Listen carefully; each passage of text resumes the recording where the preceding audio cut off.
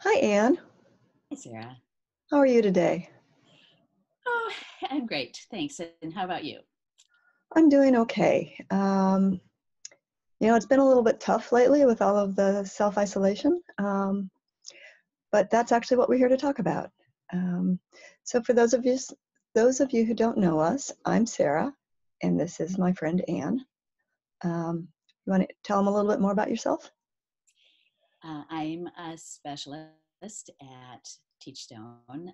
Been working with a lot of different programs throughout my 10 years here. And I was originally a teacher in a coaching model that I worked with Sarah. And that's Yeah. how we became friends. All right. Thank you, Anne. And so again, I'm Sarah, and I do all sorts of different things at class, at Teachstone around class. And one of the first things I did with class was to be a coach for the My Teaching Partner project. And Anne and I became very good friends through that process. And as we think about schools being closed and children missing teachers and teachers missing children, but also teachers missing the support that they're getting from coaches and coaches wanting to reach out and support their teachers, we thought, well, we actually have a model that we use that helped us become really, at this point, we've known each other for 15 years, so almost 16. So really, I believe it's fair to say lifelong friends. So we just wanted to talk to you about that, just about how virtual relationships aren't necessarily ideal in the coaching world. And for those of you who are used to going into your teachers' classrooms and meeting with them there, this is a big shift, but it can be done. Yeah. We did it. We did it. And so, as I said, and Anne and I both said as well, we met back in 2004 as part of the original My Teaching Partner research project at the University of Virginia. You may know My Teaching Partner also as class one-on-one coaching, but it is the same program. And that program was intentionally designed to test whether or not we could use technology to coach teachers from a distance. Um, and you want to talk about why you decided to do this project? Sure. Well, first of all, I should say that technology then was not half as advanced as it is now. So there were several technology glitches when we first started our program. And I would anticipate that at this point, if we were to do the same, we would find ourselves in much better stead. But Yes. yes, so I had been a teacher for 22 years, and was in about my fifth year of teaching in the suburban Washington, D.C. area. And it was offered as a professional development possibility to have a coach. And being someone who always loved to learn new things about the teaching profession, and the idea of having a coach was really an exciting opportunity. I said yes, of course, and fortunately was paired with my friend Sarah. Yes. Um, and so we know that for some of you, you already know your teachers pretty well, but you probably don't know them in terms of the virtual coaching. And then there are some of you who may have newer teachers and you haven't had a chance to develop relationships with them. And so we're going to talk a little bit about what we term the parallel process and how the parallel process helped us develop a successful coaching relationship that then, again, has turned into a lovely friendship. Absolutely. And when we talk about the parallel process, we really talk about the fact that the same thing that we ask teachers to do with children, we're doing with one another. And it was highly successful, in particular, around our relationship. Mhm. Because we talk so strongly about those emotional supports in the classroom and how important those are. But those are even more important when you're not seeing somebody face to face, Mhm. because it has to emit through your your voice, through the way you say things or ask questions. And those were some of the things that were really a critical part of our building relationships. Can I In back up just for a second here, Anne? So one of the things, because I was part of a team from the university that went and trained teachers in Ann's County. And so we may have met each other, but we don't remember meeting each other in person at this training. And so we really had to start at ground zero. And we found out pretty quickly that I had, although I'm from Virginia, that I had moved back home after having been in Wisconsin for 6 years. And lo and behold, I was born and raised in Wisconsin, and we had a lake house there, so we had that connection right off the bat.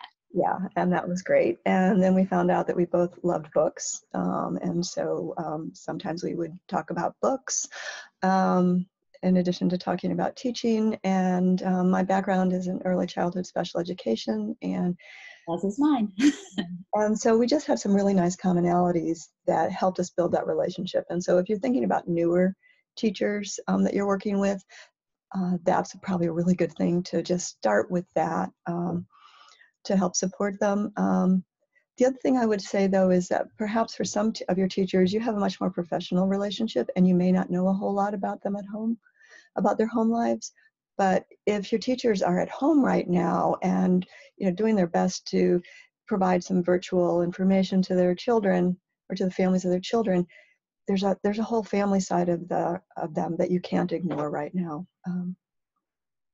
Absolutely. And so when we think about that parallel process, we also think about asking those open-ended questions, because finding out what is going on with them, what kinds of things are they challenged by at this point, or what kinds of successes are they recognizing from being at home or working from home. And that all can lead into, again, building that relationship and understanding more about one another.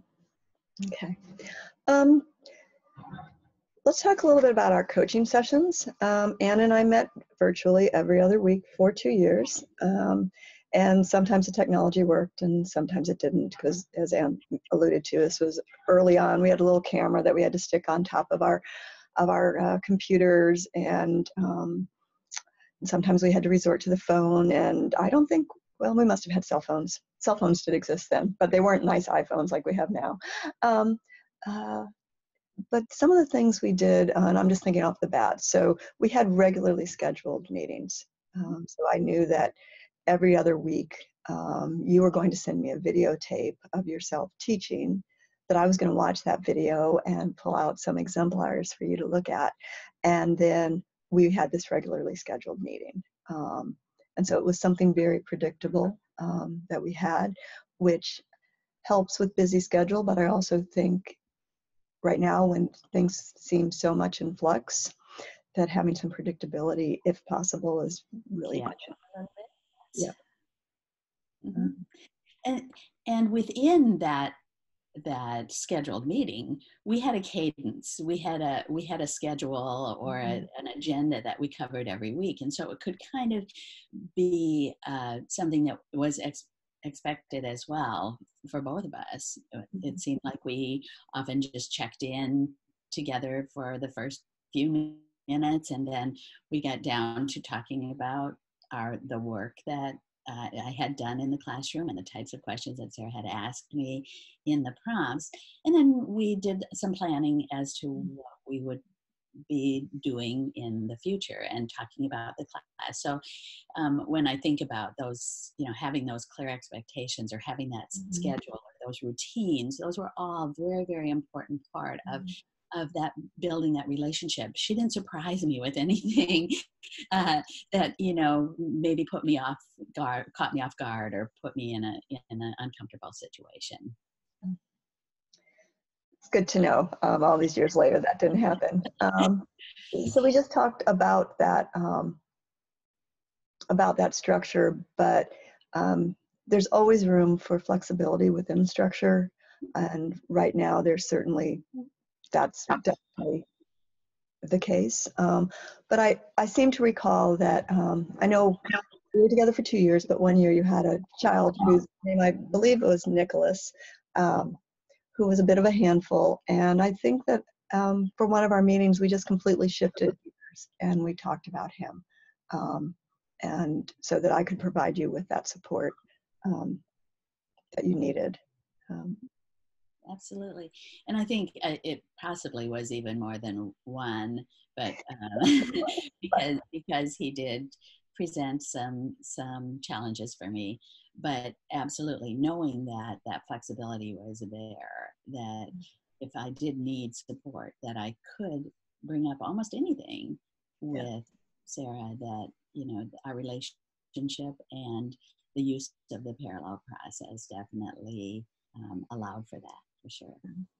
And I guess we're also not telling you anything that isn't just part of good coaching, but I guess that's also a reminder that coaching virtually is still, it's that same process of developing relationships, and in our terminology, using that parallel process to help ensure that that we're treating each other respectfully. We're going with that strength-based approach. Other things you want to talk about, Anne? I think a lot about regard, Sarah, because Mm-hmm. one of the things that happened, and it's no different in the sense of face-to-face coaching, but it's probably more critical during when you're not face-to-face, is to really listen to what one another is saying, and then allow that capability of choice or leadership Mm-hmm. from each other.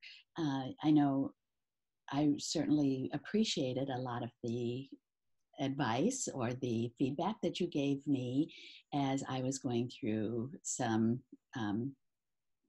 understanding of maybe class indicators or dimensions, and also when I was having some issues with children. And I know you gave me the opportunity to choose, what do I want to do next? What is it that I want to work on? And that even though we weren't face to face, I could hear in your voice that you were sincere, and you really wanted to know where I was at and what I needed next.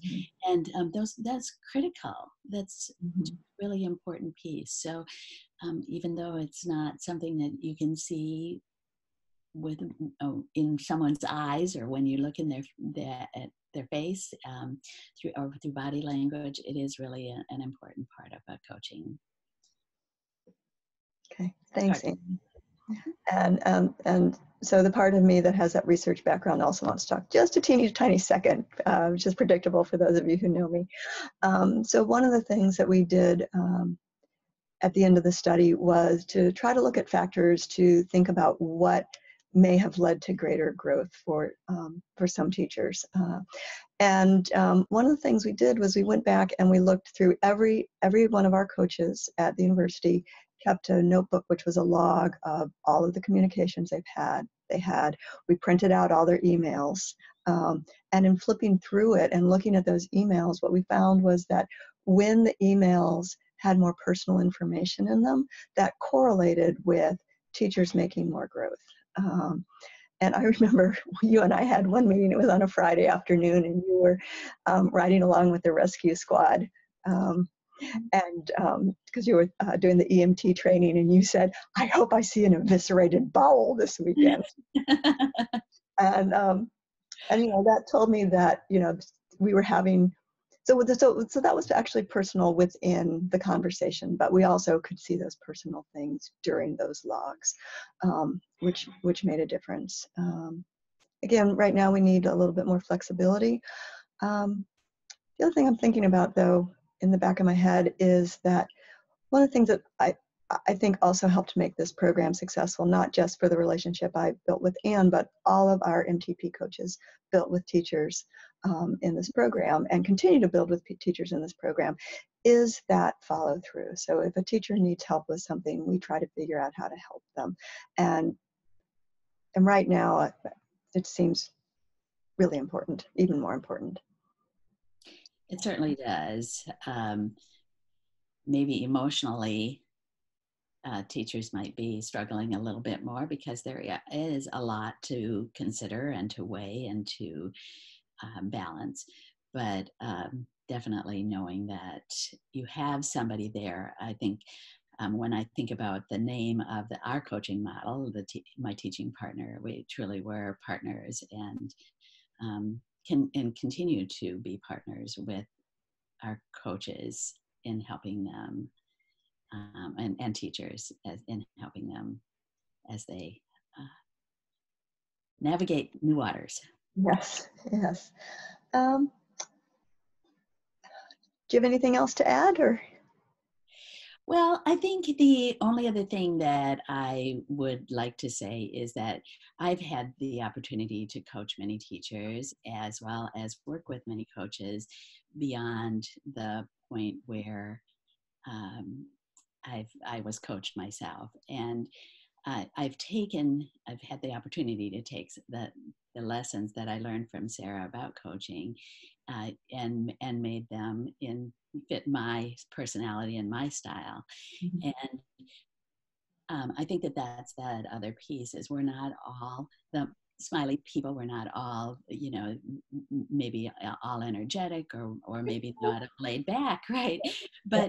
But being sincere is the most important piece with Mhm. whether you're face to face or whether you're virtual.